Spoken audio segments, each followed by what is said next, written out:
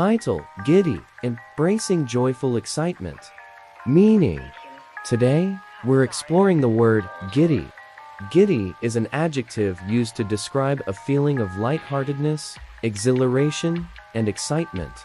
It's a term that represents the delightful rush of positive emotions. Pronunciation: pronouncing giddy is simple, Giddy, with a soft G and a short I. Use in a sentence. For example, the children were giddy with anticipation as they waited for the carnival to open. Importance: giddiness is a wonderful emotion that reminds us of the pure joy and enthusiasm that can be found in life's simple pleasures. Conclusion: in summary, giddy is a word that captures the essence of carefree happiness and excitement. Thanks for joining us today on your channel name.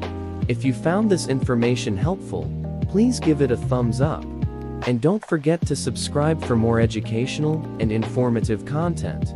Stay tuned for our next word exploration. Until then, embrace the giddy moments in life and let the joy flow.